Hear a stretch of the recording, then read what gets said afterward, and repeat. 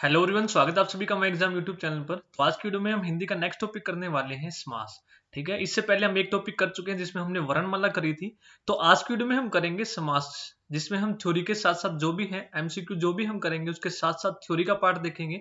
यदि आप इसकी थ्योरी करना चाहते हैं तो अलग से प्लेलिस्ट बनी हुई है, वहां पर आप जाकर देख सकते हैं।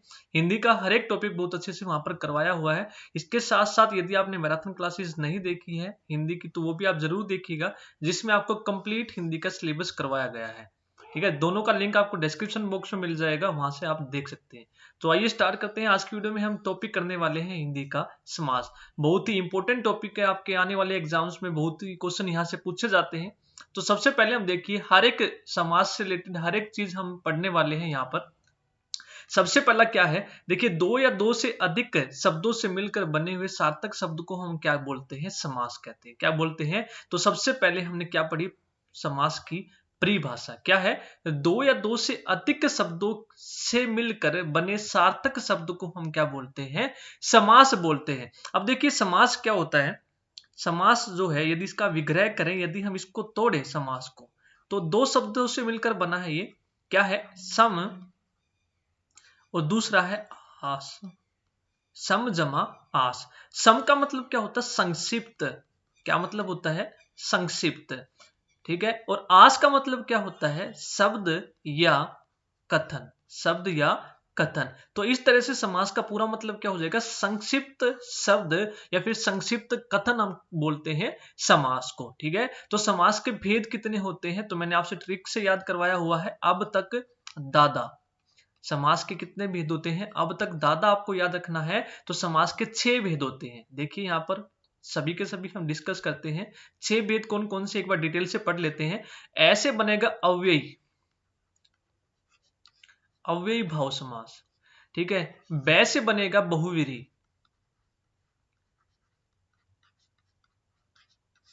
तय से बनेगा तत्पुरुष समास, कै से बनेगा कर्मधारय समास, दै से बनेगा द्विगु समास, और एक दै से बनेगा द्वंद्व समास।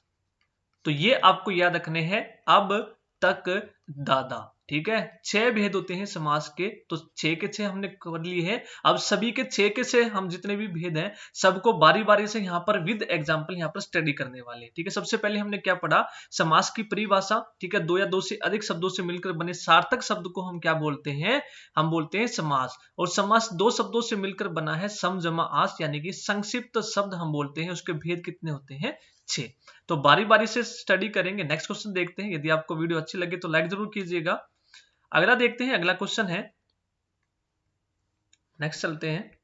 अगला है, समास का शाब्दिक अर्थ होता है। अभी अभी हमने पढ़ा, जो समास होता है उसका शाब्दिक अर्थ मतलब क्या होता है? संक्षेप। क्या होता है? संक्षेप होता है शाब्दिक अर्थ। ठीक है, आगे चलते हैं। नेक्स्ट आपको बताना है प्रयोगशाला में कौन सा समास है। तो इसको पढ़ने से पहले हम एक और चीज के बारे में पढ़ लेते हैं। समास के 2 पद होते हैं। समास में कितने पद होते हैं भाई? 2 पद होते हैं। ठीक है, जैसे हम मान लेते हैं, एक एग्जांपल ले लेते हैं, राजपुत्र। इसमें आपको 2 पद मिलेंगे, एक राज, एक मिलेगा पुत्र। जो राज है वो आपका क्या है? पूर्व पद है। क्या है? पूर्व पद, यानी कि जो आगे आए, और जो पीछे आए उसको हम क्या बोलेंगे? उत्तर पद। क्या बोलेंगे? उत्तर पद। तो इन पदों की प्रधानता के आधार पर आपके समास पूछे जाते हैं, पदों की प्रधानता के आधार पर। तो इसको देख लेते हैं एक बार, पदों की प्रधानता के आधार पर। ठीक है, तो हमने कौन कौन से पढ़े? हमने 6 पढ़े हैं। तो 6 में सबसे पहले हमने पढ़ा अव्ययी। तो अव्ययी भाव जो समास होता है उसमें हमेशा और हमेशा पूर्व पद क्या होता है? प्रधान होता है। आपसे पूछा जाएगा कि अव्ययी भाव समास में कौन सा पद प्रधान होता है, तो आप बताएंगे पूर्व पद। ठीक है, दूसरा है, अब देखिए 2 पद पढ़े हमने, एक में पूर्व होगा, एक में उत्तर होगा, फिर एक में दोनों होंगे और एक में कोई भी नहीं होगा। ठीक है, तो 4 तरीके से हम इसको बांटते हैं पदों की प्रधानता के आधार पर। यदि जिसमें पूर्व पद प्रधान हो तो उसको हम क्या बोलेंगे? अव्यय। यदि जिसमें उत्तर पद प्रधान हो तो आप याद रखोगे दत्तक से। तो उत्तर कौन देगा? दत्तक पुत्र। कौन देगा? दत्तक पुत्र। तो उत्तर पद जिसमें प्रधान होता है तो वो कौन होता है? उसका उत्तरदायी दत्तक पुत्र। तो इसमें आपके 3 समास है। इसमें आपके कितने समास हैं? 3 है। दै से बनेगा द्विगु, तै से बनेगा तत्पुरुष और कै से बनेगा कर्मधारय। तो ये सभी के सभी आपको याद रखने हैं। ठीक है, अगला हम देखते हैं पहला पद उत्तर पद। अब है जिसमें दोनों पद प्रधान हो यानी कि द्वंद्व। क्या हो जाएगा? द्वंद्व समास जिसमें दोनों पद क्या हो? प्रधान हो। दोनों पद प्रधान हो। और फिर एक लास्ट आपका बच गया बहुवीरी समास, जिसमें आपका कोई भी पद प्रधान नहीं हो, कोई तीसरा पद क्या होता है? इसमें प्रधान होता है। तीसरा पद क्या होता है? इसमें प्रधान होता है। तो ये चीजें आपको याद रखनी है। पदों की प्रधानता के आधार पर आपसे पूछा जाएगा, तो ये चीजें आपको याद रखनी है, इंपॉर्टेंट थी इसलिए हमने यहाँ पर डिस्कस कर ली। तो आगे चलते हैं, प्रयोगशाला में कौन सा समास है? अब जितने भी आपके समास है 6 के 6, उनकी हम पहचान के साथ साथ एग्जाम्पल हम पढ़ते चलेंगे। उदाहरण क्या क्या आपको पहचान याद रखनी है। अब देखिए प्रयोगशाला है, तो प्रयोगशाला का यदि आप विग्रह करेंगे तो क्या हो जाएगा? प्रयोग के लिए शाला। तो के लिए जो होता है आपका, वो किसके लिए होता है? संपदान तत्पुरुष। तो ये पहचान है आपकी। तत्पुरुष के भेद आपके कितने होते हैं? 6। एक बार इसको नोट डाउन कर लीजिए। 6 हम बात करते हैं तो 6 कौन कौन से होते हैं? कर्म, उसके बाद होता है करण, ठीक है, कर्ता ने कर्म को करण से, संप्रदान तत्पुरुष, ठीक है, उसके बाद होता है आपका अपादान, उसके बाद होता है आपका संबंध तत्पुरुष, और उसके बाद लास्ट जो होता है आपका होता है अधिकरण। तो इनकी पहचान क्या होती है? कर्म में आपको मिलेगी कारक चिन्ह को, करण से या फिर के द्वारा मिलेगा आपको जब आप विग्रह करेंगे समास का। संप्रदान में मिलेगा आपको के लिए, ठीक है। अपादान से इसमें आपको अलगाव दिखेगा। संबंध में आपको का के की ना ने नी रा रे री दिखेगा जब आप विग्रह करेंगे, ठीक है, का के की। अधिकरण में आपको मिलेगा में पर। अब देखिए आपने इसको तोड़ा, प्रयोग के लिए शाला, तो के लिए किस में है? संप्रदान में है। तो ये किसकी पहचान है? आपकी तत्पुरुष समास की। तो ये 6 के 6 आपको याद रखने होंगे सभी के सभी, ठीक है। आगे चलते हैं, नेक्स्ट है मुख दर्शन में कौन सा समास है? अब देखिए मुख दर्शन में इसका विग्रह करके देखिए, तोड़ोगे आप तो मुख के दर्शन। तो मुख के दर्शन किसकी पहचान थी? अभी अभी हमने किया, संबंध का के की। तो ये आपका क्या हो जाएगा? तत्पुरुष समास हो जाएगा, ठीक है। क्या हो जाएगा? तत्पुरुष समास हो जाएगा। आगे चलते हैं, नेक्स्ट है चौराहा में कौन सा समास है? तो चौराहा देखिए 4 राहों का समूह, इसका विग्रह आप करके देखेंगे तो ये क्या बनेगा? 4 राहों का समूह। 4 राहों का समूह आपका क्या होता है? चौराहा। तो जिसमें आपका संख्या मिले पूर्व पद, आपके 2 पद हमने पढ़े थे, पूर्व पद और एक उत्तर पद, जिसमें आपका पूर्व पद आपको क्या मिल जाए? संख्या मिल जाए। जैसे 1 2 3 4, यहां पर आपको क्या मिल गया? 4 राहों का समूह यानी कि संख्या मिल गई। तो वो किसकी पहचान है? द्विगु समास की। तो द्विगु समास की पहचान आपको याद रखनी है। पूर्व पद आपका क्या होगा? हमेशा और हमेशा संख्या आपको मिलेगी, ठीक है। तत्पुरुष के सभी हमने देख लिए क्या पहचान है। उसके बाद हमने द्विगु समास की जो पहचान है वो भी हमने यहां पर बात कर ली है। आगे चलते हैं, अब बाकी की जो बचे हैं साथ के साथ करते चलेंगे। अगला है दसमुख में कौन सा समास है? दसमुख, आप मुझसे बोलेंगे सर दसमुख में आपको संख्या मिल गई, तो आप आंसर लगा देंगे यहाँ पर द्विगु, जो कि आपका गलत होगा। तो आपको एक ध्यान रखनी है बात, हमने बात की थी बहुवीरी समास के बारे में।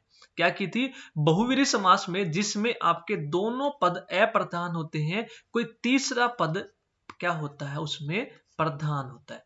अब देखिए 10 है मुख जिसके, 10 है, इसका आप तोड़ोगे तो आपका क्या बनेगा? 10 है मुख जिसके। तो 10 मुख किसके थे भाई? तो 10 मुख थे रावण के। तो अर्थात यहां पर दोनों पद आपके अप्रधान हो गए, मुख भी और 10 भी, और प्रधान यहां पर कोई कौन हो गया? रावण। तो यानी कि ये दोनों मिलकर किसी तीसरे पद की ओर संकेत करें तो वो आपका क्या हो जाएगा? बहुवीरी समास। क्या हो जाएगा? बहुवीरी समास, ठीक है। ये आपको चीजें ध्यान रखनी है।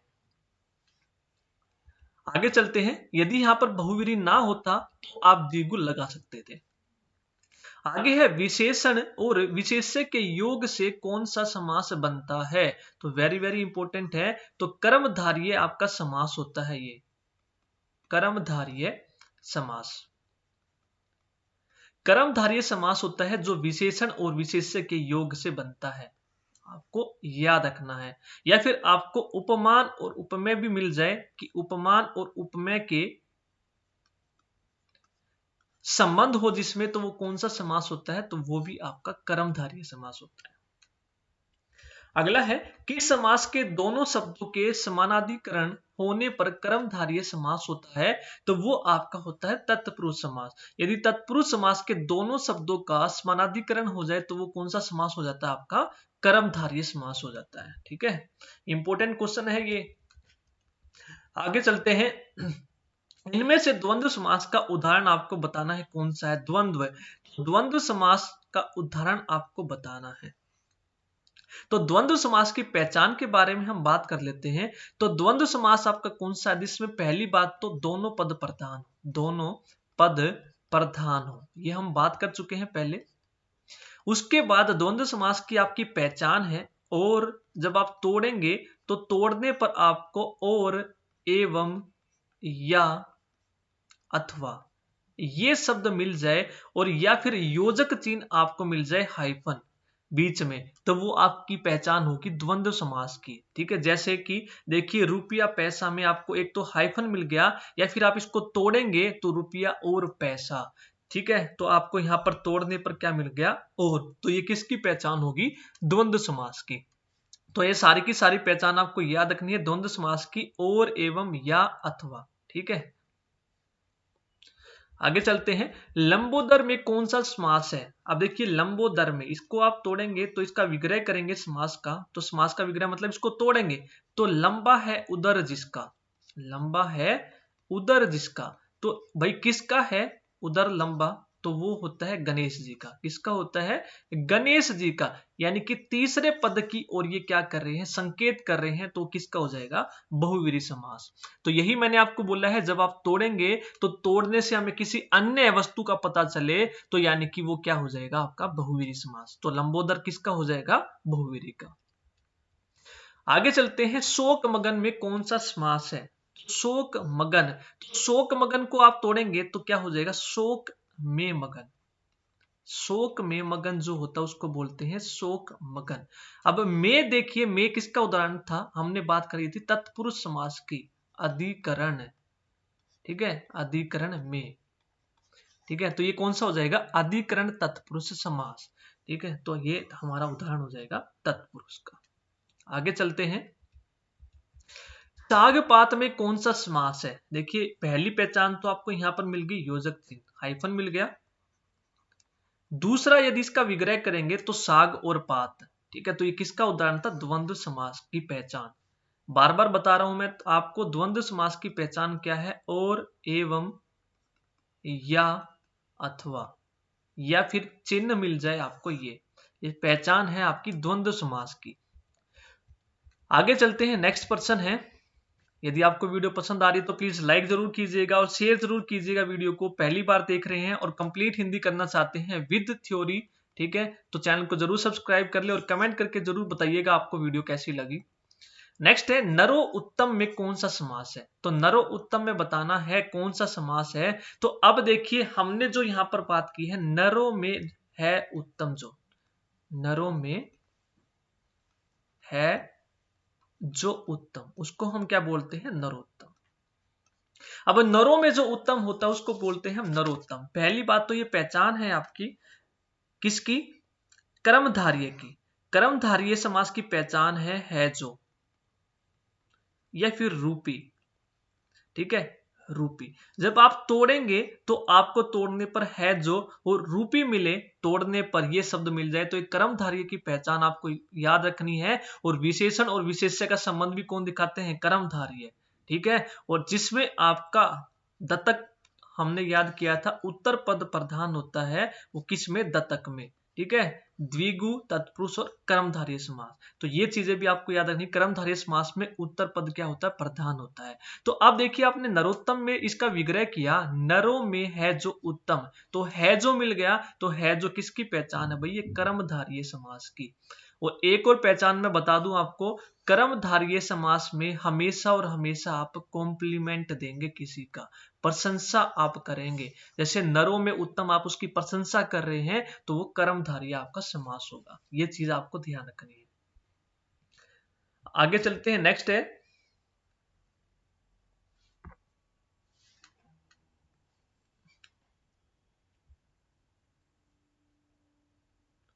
अगला है आजन्म शब्द डैश का उदाहरण है। अब जो आजन्म है ये उसको बताना है किसका उदाहरण है। तो जो आजन्म है भैया किसका उदाहरण है? तो ये है अव्ययी भाव समास का उदाहरण।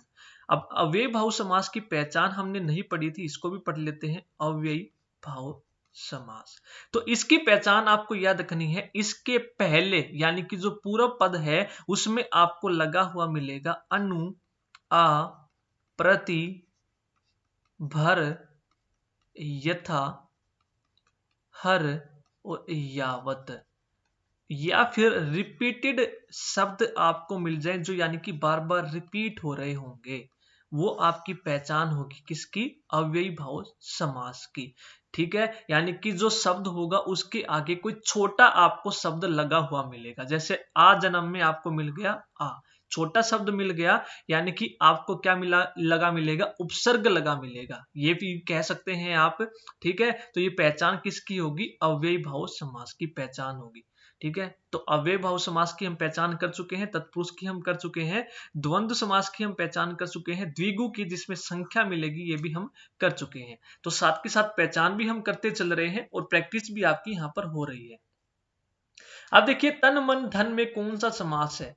तन मन धन। अब देखिए इसका विग्रह करेंगे, तन और मन और धन, और आपको यहाँ पर हाइफन भी मिल गया। तो ये किसकी पहचान मैंने आपको बताई थी? तो ये बताई थी भाई द्वंद्व समास की। किसकी? द्वंद्व समास की। ठीक है, आगे चलते हैं। जिस समास के दोनों पद अप्रधान होते हैं वह कौन सा समास होता है? तो मैंने आपको पहले ही बताया था, पदों की प्रधानता के आधार पर जिसके दोनों पद अप्रधान हो, कोई तीसरा पद प्रधान हो, तो वो कौन सा होता है? आपका बहुवीरी समास। कौन सा होता है? बहुवीरी समास। आगे चलते हैं, नेक्स्ट है रस भरा कौन सा तत्पुरुष समास है। तो उसने ये नहीं पूछा कौन सा समास है, तो उसने पूछा है कौन सा तत्पुरुष समास है। तो इसका विग्रह कीजिए, रस भरा, तो रस से भरा। ठीक है, रस से भरा, तो ये कौन सा हो जाएगा? कर्म को करण से। ठीक है, से के द्वारा संप्रदान के लिए। तो ये पहचान मैं आपको बता चुका हूं, इसीलिए मैंने पहले बताई थी तत्पुरुष के आपके 6 हैं, तो 6 की 6 पहचान मैं बता चुका हूं। तो रस भरा, रस से भरा, तो ये किसकी पहचान है? कर्ण तत्पुरुष की।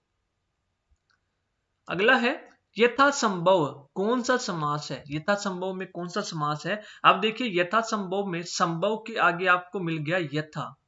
अभी अभी मैंने आपको पहचान बताई थी, अनु, आ, प्रति, भर, यथा, हर, ठीक है, यावत। ये पहचान किसकी थी? आपकी आपकी अव्ययी भाव समास की। आगे चलते हैं, नेक्स्ट वीणा पानी कौन सा समास है? वीणा पानी में बताना है कौन सा समास है। अब देखिए वीणा पानी, तो वीणा है पानी में जिसके, वीणा है पानी, पानी का मतलब हाथ है, वीणा है पानी में जिसके, तो वो कौन है? मां सरस्वती। कौन है? मां सरस्वती। तो इससे आपको क्या मिल गया? अन्य आपको पद मिल गया, शब्द मिल गया, अन्य शब्द का क्या हो गया? उजागर हो गया इससे। तो वो कौन सा हो जाएगा? बहुवीरी समास। तो सी ऑप्शन यहां पर राइट होगा।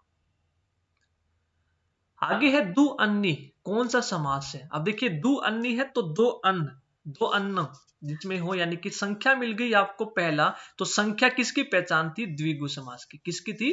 द्विगु पहचान की आपकी पहचान थी। तो दु अन्नी, दो अन्नों का समूह, दो अन्नियों का समूह, द्विगु समास। आगे चलते हैं, अगला प्रश्न है हाथों हाथ में कौन सा समास है? इंपॉर्टेंट है, हाथ ही हाथ में, हाथों हाथ है। तो 2 बार शब्द आपका रिपीट हो रहा है, तो मैंने भाई किसकी पहचान बताई थी आपको, ये जिसमें आपके रिपीटेड हो रहे हैं शब्द, बार बार रिपीट हो, हाथों हाथ, पल पल, ठीक है। तो ये किसकी पहचान होगी, अव्ययी भाव समास की, जो आपके रिपीट हो रहे होंगे शब्द। आगे चलते हैं, प्रत्येक समास बताना, प्रत्येक में कौन सा समास है। तो प्रत्येक में देखिए, प्रत्येक में आपको मिल गया प्रति। प्रति आपका क्या है, इसमें उपसर्ग लगा है। तो प्रति किसकी पहचान थी, आपकी अव्ययी भाव समास की। ये पहले बता चुका हूं, यहां पर बताने की दोबारा जरूरत नहीं है। आगे है, तिरंगा में कौन सा समास है। तिरंगा, तिरंगा बताना भाई। तो तिरंगा में आपका कौन सा हो जाएगा, तो ये देखिए आपका 3 रंगों का, क्या हो जाएगा, 3 रंगों का। तो वो क्या है, तिरंगा। तो यानी कि संख्या आपको मिल गई यहां पर, तो क्या हो जाएगा यहां पर आपका 23वें का क्या हो जाएगा यहां पर, बताइए, द्विगु समास, संख्या आपको मिल गई। आगे चलते हैं, नेक्स्ट है, महात्मा में कौन सा समास है। महात्मा में बताना है भाई, महान है जो आत्मा, ठीक है। कहते हैं ना भाई, तू तो बहुत महात्मा पुरुष है, कॉम्प्लीमेंट दे दिए, प्रशंसा कर रहे हो।